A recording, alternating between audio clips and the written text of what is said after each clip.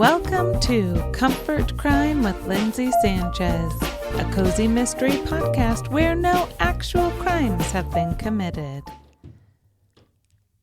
Today, we'll continue Murder on Maple Mountain, a cozy mystery with an amateur sleuth, a second chance romance, and a killer who won't stop until they finished what was started 12 years ago.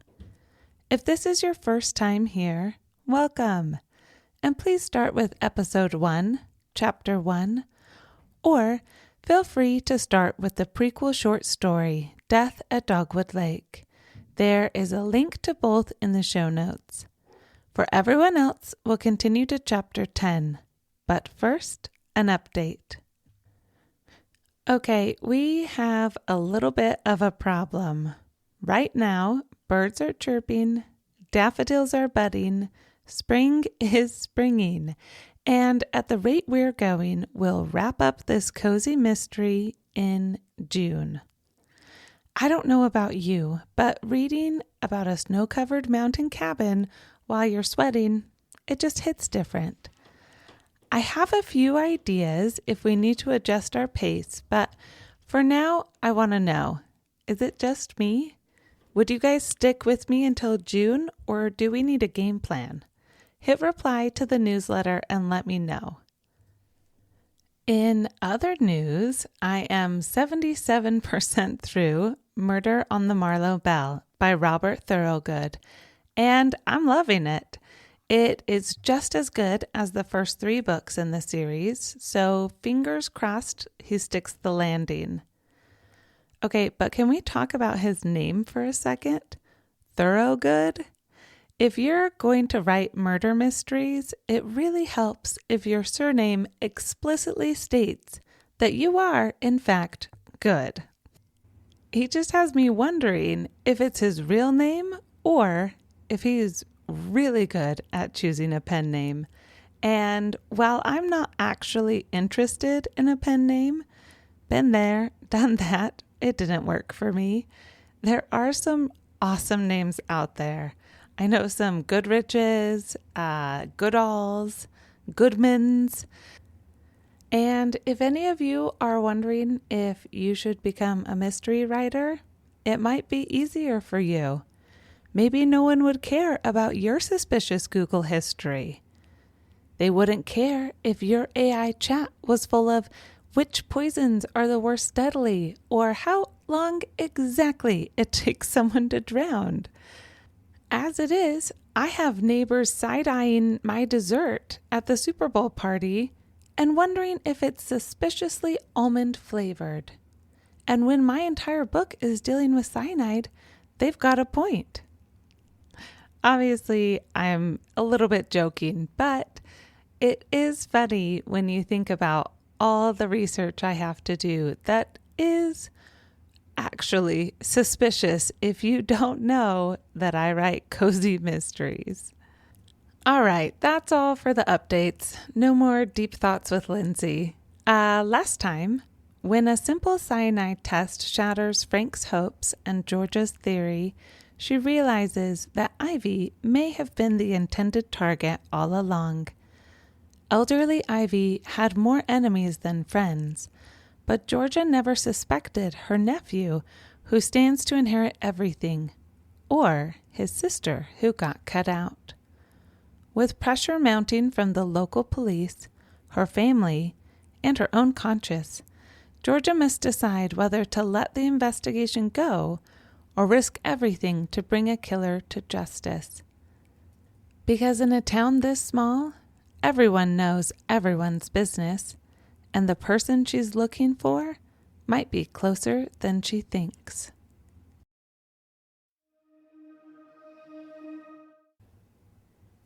Murder on Maple Mountain, Chapter 10. Georgia laid back on the blow-up mattress. She could easily guess why Officer Briggs had called her dad. He'd made it abundantly clear that he thought she was just the reckless teenager who bungled police investigations. The last time she'd been involved in an investigation, her dad had been taken off the case. Flip-flops, whatever his real name was, had gotten away with stealing the contract for the sale of Dogwood Nursery. Eric had gone to jail, and Jake had been charged with assault. But the police weren't investigating Ivy's death. "Is it about Frank?" Georgia asked, shutting her eyes against the inevitable lecture. It had been a mistake talking to Frank. That much was clear. "That man has been through enough." Her dad had his Officer Lennox voice on. "I was trying to help." Georgia blinked back tears, the weight of the day falling over her. "I know." His voice softened. "Do you really think someone killed her?" "All I have is the smell of almonds. I could be wrong, but it was so weird. She was alive and then gone, just like that." "It happens like that sometimes." "I can't explain it. There was the smell, yeah, but there's something else I can't put my finger on.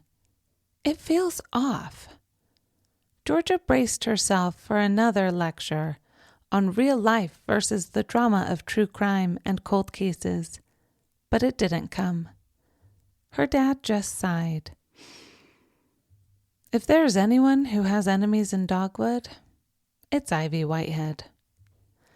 "I know. I thought for a minute the killer was after Rose. She said if anyone were out to get her, it'd be that guy. I don't remember his name. The one who bought Dogwood Nursery. She said he was looking for revenge because she and Ivy were always trying to shut him down." Georgia sat up, propping herself on her elbows. "If that's true, he could be the killer either way. But he was out of the country on Thursday." "No, he wasn't." "What? How do you know?" "Let's just say I have some friends who are willing to pass along information. They keep me in the loop, and I can tell you without a doubt that man has not left the country in 10 years. It's too risky for him." "Risky how?" "Our town isn't the only place he has enemies. He's not in Dogwood by accident. The man's hiding." "If he's so bad, why isn't he in prison?" "We don't have concrete evidence, and when we do, I bet he'll disappear. Go hide somewhere else." Since the mess with Tom, Rose hired Ivy. They chased him for years. When Rose gave up, Ivy kept searching on her own. Hired her?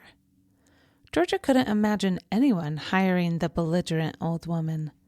The Ivy she knew never left Maple Mountain, except for visiting Frank at the bakery, harassing vendors at the farmer's market, or complaining in town meetings. Ivy was quite the lawyer in her day, mostly zoning laws and neighbor disputes, but nobody goes into law to settle property squabbles. Dogwood Nursery was her white whale. Did she find anything? Georgia tempered her excitement, not wanting to get carried away for nothing. But if Ivy had a breakthrough and Flip-Flops was in the country, that would give him means and motive. That would make him a proper suspect. Don't go poking around in his business. Georgia's dad read her mind. Why are you all so obsessed with him? She hadn't liked him either when she'd run into him all those years ago, but aside from the empty booth at the farmer's market, she'd more or less forgotten about him. Remember those pots you told me about when you went to see him at Pineville? And how there was no one in the store on that beautiful summer day? Yeah? There had been something seriously off about Pineville's nursery.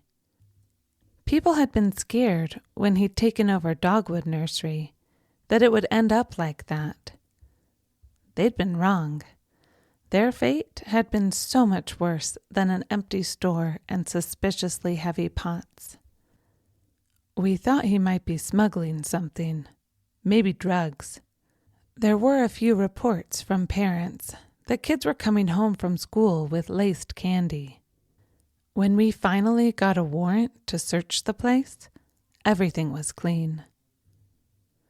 Rose and Ivy thought he was going to turn Dogwood Nursery into a drug deposit?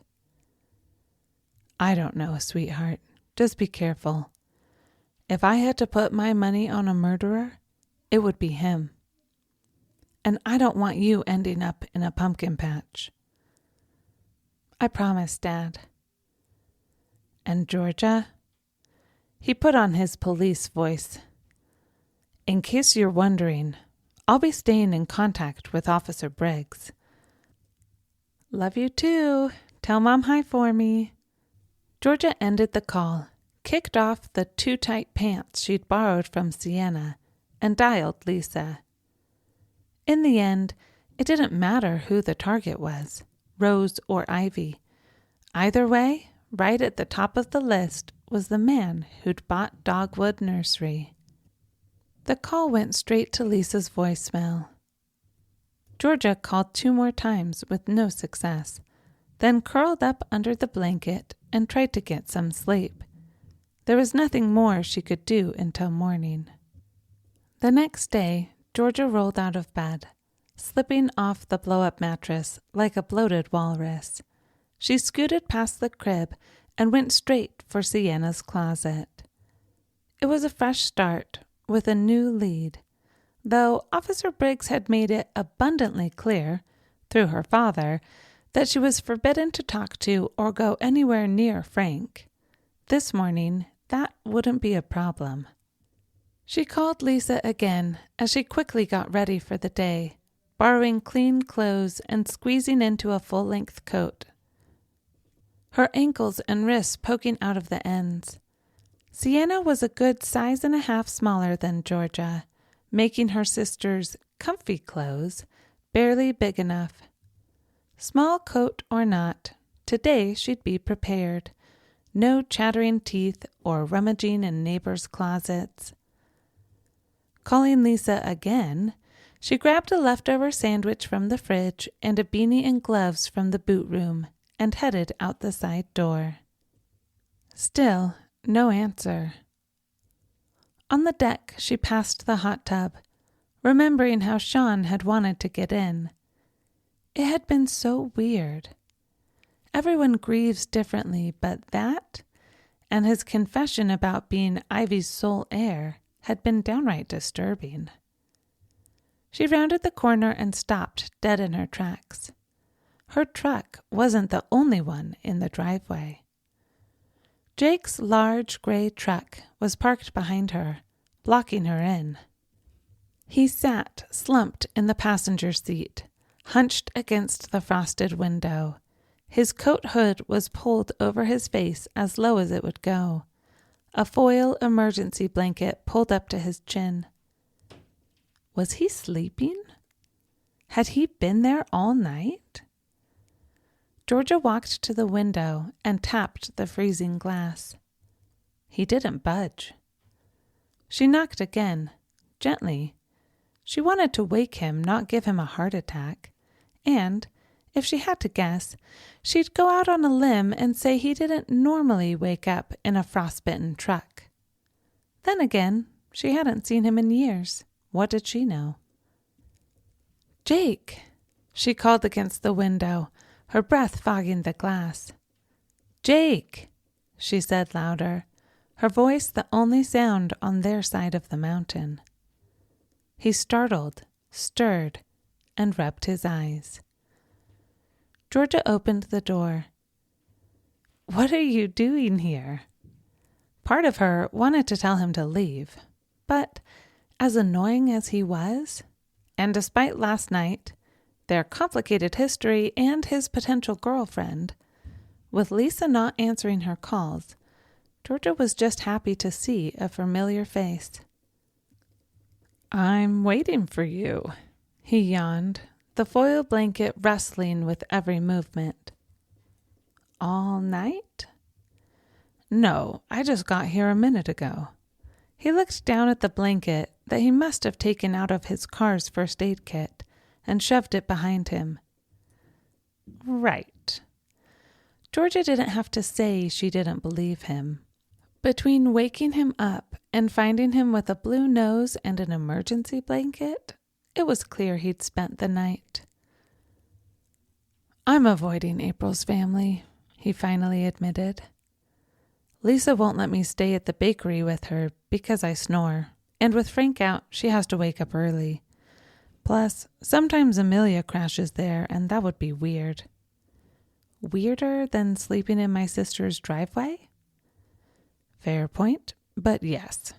He rubbed his hands together, blowing in them between words. Why aren't you hiding somewhere else? I want to help you with the Ivy stuff. What are you talking about? Last night at the bakery, when Georgia had explained the situation to him, he'd gotten up and ran.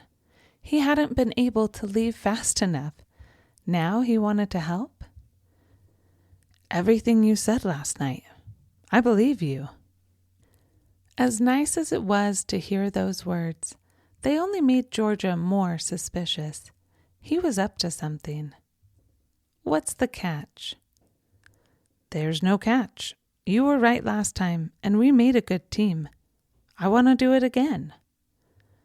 The right corner of his mouth pulled up. He was hiding something. Jake Meadows. Georgia unwrapped her sandwich and took a bite, chewing and swallowing slowly before continuing. In case you've forgotten, all those years I beat you at Texas Hold'em, I know your tell. Officer Briggs wants me to keep an eye on you, for protection. He folded like a poorly constructed house of cards. He doesn't think there's a problem. Why would he think I'm in danger? Not protection for you. He's worried about Frank. We all are. And he doesn't want to make it a big deal, but you're not allowed near him for a while. Go home, Jake. The harsh words hit Jake like a slap. He blinked and shook his head. Lisa didn't tell you? I'm moving back. That's great. I mean, go home, where you live, not Sienna's driveway. Or stay here, sure. Knock yourself out. Just let me move my truck first. I'll give you a ride. Jake climbed to the driver's seat, one long leg over the console at a time. He was surprisingly agile for such a large man. I don't need a ride. I just need my truck. Georgia rewrapped the sandwich and put it in her coat pocket. Listen. Jake leaned over the counsel. It's me or a formal complaint. You're taking orders from Officer Briggs now? He didn't so much as order me as I volunteered. Volunteered? She didn't like the sound of that. People volunteer to bring chili to the summer potluck, not stalk single young women. No one's stalking you. Jake rubbed the back of his neck like he'd slept in one position for too long. I'm keeping an eye on you, so you can't devastate any other grieving men. It keeps him from having to press charges and me out of the way of Officer Stewart. I've never felt worse than I did at Frank's last night. Despite the gloves and the boots, George's fingers and toes started tingling. The longer she stayed there arguing with Jake, the colder she'd get. Once the morning air settled in your bones, nothing but a hot shower could get it out. Poor Frank. Jake shook his head. Plus, when your parents threaten to come out of retirement to keep you in check, well, that's when you know you've truly lost it. He called your dad? Yeah. Georgia narrowed her eyes. So you can rest assured I'm not trying to get to Frank. And if I was, I could just walk there. She pointed down the snowy road toward Frank's little cabin. So what's in it for you? The satisfaction of being a good citizen. And what does your moving back have to do with Officer Briggs? It's not like you're joining the academy. Jake stayed silent. No laughing or teasing. No, ha-ha, good one. You're joining the academy? That's why you need to avoid April's family? That's why you've been in the way of Officer Stewart? Maybe. I don't want to talk about it. Just let me help you, please. It'll be better for both of us. You look good to your potential boss and stay away from your ex's father. How is this better for me? A friend keeping an eye on you is better than formal charges. There are no charges. I didn't do anything wrong. Listen, this is Briggs's first real case since your father left. It's a big deal for him. He'll find something to charge you with if he has to. But I haven't done anything illegal. Yet? He held up a finger to stop her from protesting. Georgia threw up her gloved hands. She probably had done something illegal. Sniffing a dead body was frowned on at best, and with where she was headed, there was at least a dozen laws she was ready to bend. I need some time alone, Georgia said, trying one last tactic. Like she hadn't just spent the entire night alone. Like she didn't live alone and crave company in a way even her cutest cat couldn't fulfill. Come on, Peach. Let me help. There it was, that nickname again, the one that tingled her toes in a way the snow never could. It was a reminder that there was more between them than either of them wanted to admit. She wanted to stay there, ask him more questions. She wanted to know if he didn't like Sean because he was jealous, or if there were deeper reasons. She wanted to know if there was a future for them. But she was testing his patience as it was, and a ride down the mountain would get more out of him than standing in the snow. She climbed in. Did you break up with April because of me? With everything going on, Ivy, Frank, Lisa, that was the first question that popped out of her mouth. She could now officially win the most self-centered person award. But if they were going to spend the day together, she wanted to know where she stood. And it was a question Jake could actually answer. No, it's complicated. He ran his hand through his helplessly messy black hair. But you broke up with her. Yeah, we're done. Jake turned on the truck. Does it have anything to do with Ivy's death? She knew the answer with 99% of her being, but that 1% had to ask. What? Pure shock ran across Jake's face as he pulled onto the road, heading down the mountain. Nothing like that. You're the reason she was buried 28 hours after her death. It's what Ivy wanted. The family was just following her wishes. Why were you so eager to help? April and we've been bad for a while, but when I saw her with her aunt, the way she was trying to, manipulate her, get into the will, I couldn't stand it. You hurried Ivy's funeral so you could break up with April sooner?